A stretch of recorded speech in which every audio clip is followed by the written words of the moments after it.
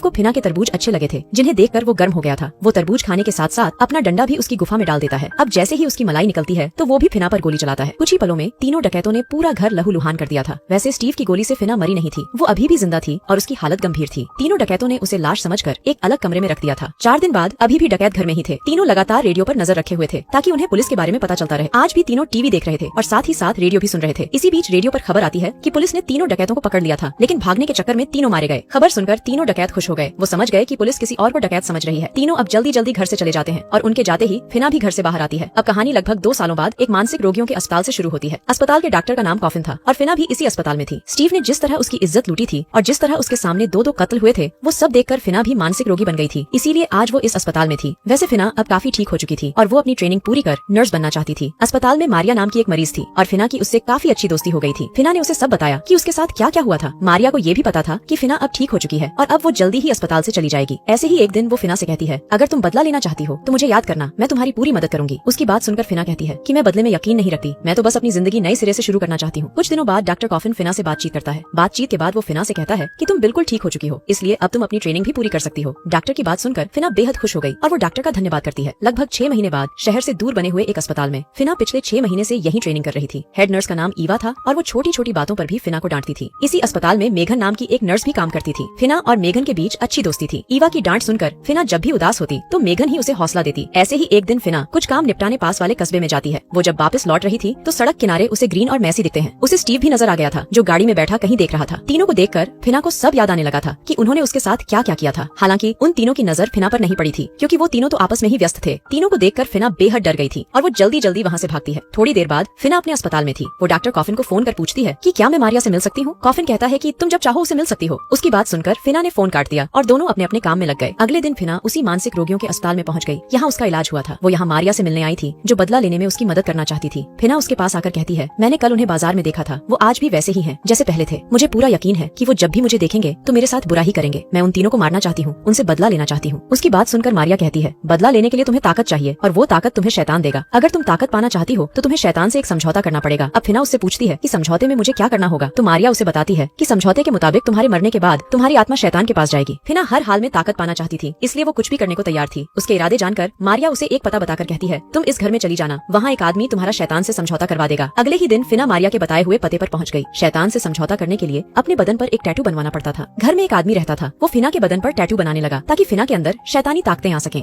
थोड़ी ही देर बाद जब टैटू पूरा बन गया तो फिना के अंदर भी ताकतें आ गईं। अगले दिन जब फिना अस्पताल में थी तो कुछ बदली बदली सी नजर आ रही थी। उसमें बदलाव देखकर ईवा भी हैरान थी। वो उसे काफी बुरा भला भी कहती है, लेकिन फिना पर कोई असर नहीं होता। ईवा को सुनने के बाद फिना अपना काम करने लग गई। इसी बीच उसे पता चलता है कि अस्पताल में नया मरीज आया है। फिना जब नए मरीज को देखती है तो वो बहुत खुश होती है। ये नया मरीज वही था जिसने कभी फिना की इज्जत लूटी थी। स्टीव को गोली लगी थी और इस वक्त वो बेहोश था। स्टीव को यहाँ ग्रीन और मैसी लेकर आए थे। वो ईवा को बताते हैं कि स्टीव अपनी गन साफ कर रहा था, पर गलती से उससे गोली चल गई। ईवा उनकी बात मान जाती है। उसे लगा कि गोली गलती से चली है, जिस कारण वो पुलिस को फोन नहीं करती। कुछ देर बाद ग्रीन वॉशरूम में थी। वो जब बाहर आती है तो उसके पीछे ही फिना भी आ जाती है। फिना के हाथ में बेहोशी वाली दवा थी और वो जल्दी जल्दी दवा की मदद से ग्रीन को बेहोश कर देती है। उधर मैसी ग्रीन का इंतजार कर रहा था। वो जब काफी देर तक वापस नहीं आती तो मैसी उसे देखने वॉशरूम में आता है। वॉशरूम के बाहर एक कमरा था और वहाँ उसे बेहोश ग्रीन दिखती है। ग्रीन को देखने के लिए वो भी कमरे में आ गया। ग्रीन के हाथ बंधे हुए थे, जिसे देखकर वो हैरान हो गया। इसी बीच फिना उसके पीछे आकर उसे भी बेहोश कर देती है। थोड़ी देर बाद मेघन के घर जाने का समय हो गया और वो ईवा को बताकर चली जाती है। ईवा इस वक्त रेडियो सुन रही थी। इसी बीच रेडियो पर खबर आती है कि कल बैंक में डकैती हुई है। इस डकैती में 3 लोग शामिल थे और एक को पुलिस की गोली भी लगी थी। आगे ये भी बताया जाता है कि पुलिस अभी भी उन्हें ढूंढ रही है। रेडियो की खबर सुनकर ईवा हैरान हो गई। उसे अब स्टीव पर शक होने लगा था। वो जल्दी जल्दी स्टीव के पास जाती है, जिसे अब होश आ चुका था। वो स्टीव से पूछती है कि तुम्हें गोली कैसे लगी। स्टीव उसे बताता है कि मैं शिकार करने गया था और गलती से खुद को ही जख्मी कर लिया। स्टीव की बात सुनकर ईवा हैरान हो गई, क्योंकि मैसी के मुताबिक स्टीव अपनी गन साफ करते करते जख्मी हुआ था। दोनों का बयान अलग अलग था। दरअसल स्टीव और उसके साथियों ने इस बार भी बैंक लूटी थी। स्टीव इस बार पुलिस की गोली से जख्मी हुआ था। अब ईवा जल्दी जल्दी पुलिस को फोन करना चाहती थी, लेकिन फिना उसके पास आकर उसे रोकने की कोशिश करती है। फिना के हाथ में छोटा सा हथियार था। उसके रोकने पर भी जब ईवा नहीं रुकती तो वो उसे जान से ही मार देती है। ईवा को मारने के बाद फिना सीधा ग्रीन के पास जाती है। वो उसे भी बेरहमी से मारना चाहती थी। वो उसकी गुफा में कई हथियार डाल देती है। उसके तरबूज भी काट देती है, जिसके बाद ग्रीन मर जाती है। थोड़ी देर बाद मैसी को भी होश आ गया। उसने सामने खड़ी फिना को पहचान लिया था। फिना पहले उसका डंडा काटती है और फिर उसका गला। मैसी के बाद वो सीधा स्टीव के पास पहुंच गई। वो स्टीव का भी डंडा काटकर उसे भी मार देती है। अगले दिन सुबह जब मेघन अस्पताल में आती है तो उसे हर तरफ खून ही खून नजर आता है। पूरे अस्पताल को खून से रंगा देखकर मेघन बहुत डर गई थी। कहानी के आखिर में फिना ने शहर छोड़ दिया था। वो अब नए शहर की तरफ बढ़ रही थी ताकि औरतों पर जुल्म करने वालों को सजा दे सके। इसी के साथ इस कहानी का यही अंत हो जाता है।